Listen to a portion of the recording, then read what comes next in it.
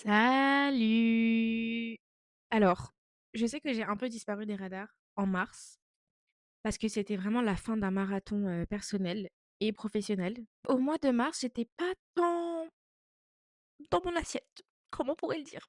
J'ai quand même lu en mars, mais en gros, je n'ai lu que de livres. Quand je dis que de livres, c'est vraiment par rapport à ce que moi je lis d'habitude. Moi, je suis habituée à lire entre 3 et 4 livres en fonction de la taille du livre. Mais bon, parfois ça arrive, je vais lire 4 livres et parfois ça arrive, je vais en lire un seul dans le mois parce que, le mois est plus ou moins occupé. Je me suis dit que j'allais attendre début mai pour vous faire un peu, mes lectures de mars et d'avril parce que je trouve que mes mois en termes de lecture, ils ont été genre trop bien. J'ai vraiment lu des livres qui m'ont captivée, des livres hyper intenses, hyper divertissants, des livres hyper impactants. Ces 2 mois-là, donc mars et avril, ça a été full divertissement et j'ai adoré.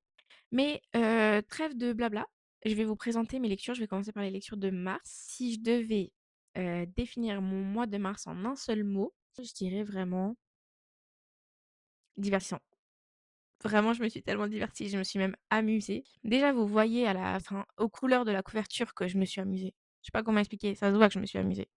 Le premier livre que j'ai lu en mars, c'est The Right Swipe de Alisha Ray. J'ai adoré. Je me suis mais tellement amusée à le lire. J'avais trop hâte de le finir. On est full dans de la romance, mais un peu dans la romance 2.0. Parce que, en fait, on va parler d'application de rencontre. Donc, c'est une dame qui a créé une application de rencontre et qui est elle-même un peu nulle en amour. Et en fait, un des concurrents de cette application de rencontre, c'est la tante d'un joueur de NFL. Et en fait, elle aimerait la racheter. Parce que du coup, la tante, pour des raisons familiales, etc., elle veut revendre, etc. Enfin bref. Et en fait, les deux là, s'étaient matchés sur une autre application de rencontre à un moment. Et genre, le mec a ghosté la meuf. Ok. Enfin bref. Ensuite s'ensuit le moment où lui devient ambassadeur de l'application de rencontre de sa tante. On va suivre leurs histoires. Ils ont chacun eu des chemins de vie un peu compliqués. Ils ont vécu des trucs un peu compliqués, que ce soit en amour ou que ce soit dans leur vie en général. Et en fait, on va suivre cette histoire. Et je vous jure que je n'ai pas réussi à le lâcher. Et j'étais vraiment genre, il faut que je finisse. C'est pas vraiment un livre que je conseillerais si vous cherchez un plot twist un peu intellectuel. Dans le sens où, genre, au début du livre, tu sais déjà ce qui va se passer. Mais je trouve que la manière dont c'est écrit, c'est un peu frais. C'est un peu, c'est un peu cliché. C'est un peu genre, tu te doutes exactement de ce qui va se passer. Genre, je trouve que c'est un livre quand t'as envie de juste lire pour te divertir, sans vraiment penser à ta vie en général. Bah, je pense que c'est un genre de livre que tu pourrais lire. Voilà. Mais j'ai vraiment adoré et j'ai trouvé ça vraiment génial. Je vous jure que je me suis trop amusée en le lisant. Le second livre que j'ai lu en mars, c'est Lies and Other Love Languages de Somali Dev. Et encore une fois, j'ai adoré. Divertissement, mais sur 10, vraiment incroyable. Ça parle d'une histoire un peu familiale, mais en même temps, à l'intérieur, c'est un peu mélangé avec une histoire d'amitié féminine. Donc, on a les protagonistes qui sont la femme, sa fille et une amie à la femme. Et en fait, la femme perd son mari. Et avec tout ça, en découle en fait la découverte d'un secret de famille, etc. Bon, encore une fois, si vous cherchez un livre intellectuel avec un plot twist de malade dont vous vous attendez pas du tout, ne lisez pas le livre. Mais j'ai trouvé que c'était un livre plein d'espoir. Ça parlait un peu de... Parce que en fait, ça se passe aux États-Unis, donc à Hollywood, si j'ai bien compris. Et en fait, c'est une famille indienne à Hollywood. Et la mère elle est genre un peu gourou wellness, un truc comme ça. Et la fille, elle est chorégraphe et elle veut devenir chorégraphe célèbre. Et ça parle un peu d'histoire de famille, il y a un peu une histoire d'amour, il y a une grosse, grosse, grosse, grosse histoire d'amitié, mais pas genre amitié, genre vraiment en mode amitié sous le parapluie de l'âme sœur. Vous voyez ce genre d'amitié où vraiment t'as l'impression que limite tu pourrais traverser le monde avec cette personne et que c'est ta personne, genre c'est ton ami mais c'est ta personne. Donc voilà, j'ai vraiment adoré ce livre et j'en garde qu'un bon souvenir. Et ce que j'ai vraiment adoré dans ce livre, c'est que il est full espoir. Genre vraiment à la fin, tu te sens un peu léger. Je trouve que ça permet un peu de relativiser sur tes problèmes, pas en mode il y a pire ailleurs, mais plus en mode le livre fait du bien. Tu te sens bien après l'avoir lu, le dénouement n'est pas malheureux, donc ça rajoute un peu et je trouve que c'est écrit tellement facilement. Genre c'est juste super facile à lire et tu juste là, tu te divertis. Donc encore une fois, comme celui de tout à l'heure, c'est vraiment un livre à lire quand, c'est l'été, que tu as un petit temps, pendant ton week-end, au bord de la plage, dans un parc, sur les quais, si tu habites dans une ville où il y a des quais. Enfin bref, en tout cas, j'ai adoré cette lecture et je la recommande. Je trouve que c'est une très belle lecture. Voilà, je vous le conseille si vous cherchez une lecture, encore une fois, simple et sans prise de tête. Et encore pas intellectuelle, genre, tu pas le sens de la vie. Mais je trouve que ça te permet de relativiser sur ta propre vie. Ça, c'était pour mes lectures du mois de mars, vraiment des lectures divertissantes, rafraîchissantes, surtout là avec l'arrivée des beaux jours, le moment où on se pose de plus en plus dehors, où on va dans les parcs, on va sur les quais, on va à la plage. Bah, je trouve que c'est des lectures qui passent super bien dans ces moments-là, dans les moments où vraiment il fait beau, il fait chaud, t'as pas envie de lire un truc qui va te plomber le moral, mais plus un peu un feel good. Et je trouve que ça remplit vraiment son taf de feel good. Donc ces deux livres, je vous les conseille absolument cet été. Ils sont hyper rafraîchissants, hyper divertissants. Donc voilà. Ensuite, on passe au mois d'avril. Le mois d'avril, il était très chargé en lecture et si je devais le décrire en un seul mot, je dirais vraiment intense. J'ai lu 5 livres ce mois-ci, donc c'était plutôt varié. Il n'y avait pas forcément les mêmes thèmes, il n'y avait pas forcément le même genre, donc j'étais plutôt contente de la diversification de mes lectures ce mois-ci. Et il y a 2 livres qui me sont vraiment restés en tête. L'un parce qu'il m'a vraiment déçue et l'autre parce qu'il m'a littéralement arraché le cœur.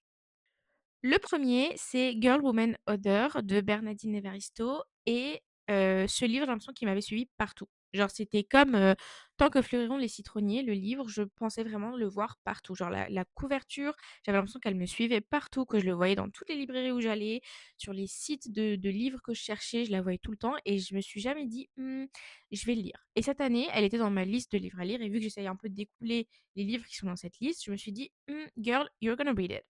And I did. Je l'ai lu et qu'est-ce que j'en ai pensé? J'ai vraiment beaucoup aimé. C'est le témoignage de 12 femmes, principalement issues de l'immigration et en fait, on voit un peu leur vie en Angleterre et comment elles naviguent certains sujets. Donc il y en a qui font partie de la communauté LGBT. Il y en a qui naviguent dans leur biculturalité. Il y en a qui naviguent en fait dans le fait de rejeter leur culture. Donc imaginons elles viennent du Nigeria et elles rejettent complètement leur culture en arrivant en Angleterre parce que elles veulent s'intégrer. Vous voyez, plein de choses comme ça. Et ça parle du destin de ces femmes-là, ça parle de femmes trans, ça parle même à un moment, on a, ce qui m'a vraiment super étonnée, on a le point de vue d'une femme raciste. Donc je pensais pas qu'on irait jusque-là, mais bon, je crois que c'était un des derniers chapitres, c'est pas un de mes préférés. Donc chaque chapitre, ça raconte l'histoire d'une femme en fonction de comment elle vit en Angleterre et c'est soit dans l'Angleterre moderne, soit dans l'Angleterre de l'époque et je trouve que c'est un livre très beau qui nous apprend beaucoup de choses sur comment naviguer le fait d'être une minorité, que ce soit une minorité de couleur ou que ce soit une minorité sexuelle, je trouve ça très beau. Moi, j'ai vraiment adoré le livre. Parfois, ça pouvait être un peu une lecture lourde, mais j'ai beaucoup aimé et je pense que c'est un livre que je relirai ou peut-être même juste quelques chapitres parce que les chapitres, ils sont un peu genre reliés les uns aux autres, mais de loin. Genre, t'as pas besoin d'avoir lu le chapitre précédent pour comprendre le chapitre suivant. Je suis vraiment très contente d'avoir finalement lu ce livre et je vous le conseille à tous et à toutes. Donc voilà. Ensuite, on a L'immeuble des femmes qui ont renoncé aux hommes de Karine Lambert. Et celui-ci, c'est le fameux livre qui m'a déçue. Je me sens un peu comme, vous savez, les gens qui regardent le foot et qui sont là en mode ouais, t'es trop nul et tout quand ils regardent un match de foot professionnel. Ben, quand je dis que je n'aime pas un livre, je me sens un peu comme ça. Ça parle d'un immeuble où aucun homme n'a le droit d'entrer. Genre vraiment, il n'y a aucun homme qui a le droit d'entrer. Il y a une propriétaire qu'on appelle la reine là-dedans, donc un peu en mode ruche. Et chaque femme Mmh, a un peu, abandonné les hommes. Mais en fait, ce qui m'a vraiment déçue dans ce livre, c'est que moi, je pensais que les femmes avaient abandonné les hommes par choix. Et dans le livre et dans l'écriture, on a l'impression qu'elles ont abandonné les hommes par dépit. Vous voyez? En mode: «Ouais, je suis trop vieille. Ouais, j'ai pas eu de chance parce que c'est moi le problème». Vous voyez? J'ai eu l'impression que c'était ça dans l'écriture et j'ai pas du tout aimé. Moi, je pensais vraiment que ce serait l'immeuble des femmes qui ont renoncé aux hommes parce qu'on n'a pas besoin d'hommes. Genre, on n'a pas besoin d'avoir des hommes si on a certaines amitiés, si on a un système de soutien qui est assez conséquent et qui est composé de femmes, etc. Mais là, vraiment, il n'y avait aucun homme qui rentrait dans l'immeuble. Genre, même technicien, c'était une technicienne. Honnêtement, j'avais tellement d'espoir. Rien que la couverture, je la trouve trop belle. Genre, la couverture est trop jolie. Et là, tu te dis, ouais, tu vas lire un livre vraiment à propos de girlhood, sisterhood, de l'amitié entre filles, le fait de pourquoi on n'a pas besoin d'hommes, pourquoi on se suffit à nous-mêmes, et cetera. Genre, là, le fait de lire le fait qu'on renonce aux hommes parce qu'on n'est pas assez bien pour les hommes, ça m'a vraiment foutu les nerfs. Je vais pas mentir, j'ai pas du tout aimé. Voilà. Moi, je m'attendais à un truc vraiment, de ouf en mode, un peu Friends, mais dans le sens avec que des meufs et vraiment en mode: «Nous, on a renoncé aux hommes parce qu'on considère qu'on se suffit à nous-mêmes». Donc voilà, j'étais un peu déçue. Je le conseille pas nécessairement. La seule raison pour laquelle je vous le conseille, c'est de vous faire votre propre idée, mais j'ai pas accroché. Ensuite, j'ai lu une romance. Alors celui-ci, on me l'a conseillé maintes et maintes fois. Vraiment, j'ai plein de copines qui me l'ont conseillé et j'ai décidé de le lire cette année. Donc c'est En attendant Beaujangle de Olivier Bourdeau et j'ai beaucoup, beaucoup, beaucoup, beaucoup aimé. C'est, une histoire d'amour entre un couple, et qui a un enfant et en gros, ils ont un peu un mode de vie pas conventionnel et leur mode de vie impacte un peu leur enfant et c'est big sur la santé mentale parce que la femme a des problèmes de santé mentale et j'ai trouvé que c'était un super livre. Vraiment, la fin, elle m'a bouleversée. Je pourrais pas dire autre chose que lisez-le vraiment, c'est une jolie histoire d'amour. J'avoue que les premières pages, j'étais un peu en mode: j'aime pas trop» parce que moi, les romances un peu, abstraites, genre, Les Nuits blanches de Dostoïevski, j'avais pas kiffé parce que vraiment, je sais pas comment expliquer, mais il y a des romances comme ça où c'est trop abstrait, c'est trop philosophique, je n'aime pas. Moi, comme je vous ai dit, je lis pour me divertir, je lis pour, comprendre les choses et en général, quand c'est trop philosophique, je ne comprends pas ou je n'ai pas envie de comprendre et au début, quand j'ai commencé à lire, je pensais que c'est ça et plus on avance dans le livre et plus j'étais waouh! J'ai vraiment adoré, j'ai trop aimé, je le relirai pour sûr parce qu'il est vraiment très beau. La fin est étonnante et ce qui rend le livre encore plus impactant, c'est qu'il a été raconté du point de vue de l'enfant et je trouve ça vraiment beau parce que du coup, on voit un peu cette histoire d'amour qui peut poser problème de temps en temps et cette vie familiale qui peut être parfois problématique à travers les yeux innocents de l'enfant et j'ai trouvé ça très beau et il y a certains chapitres qui sont écrits, avec le point de vue du père, mais jamais de la mère parce que c'est elle qui est un peu, le personnage emblématique de ce livre et j'ai adoré et je vous le conseille à tous vraiment, les personnes qui me l'ont conseillé, merci beaucoup parce qu'il était vraiment très bien. Les oubliés du dimanche de Valérie Perrin. Alors, j'avais lu Changer l'eau des fleurs sur la recommandation de ma copine Alexandra. Elle me l'avait même pas recommandé, elle me l'avait offert pour mon anniversaire. J'avais adoré. Je l'avais bu littéralement, je l'avais siroté. Je trouve que c'est une lecture à chaque fois très facile à lire. On s'attache très vite aux personnages et c'est vraiment des jolis livres.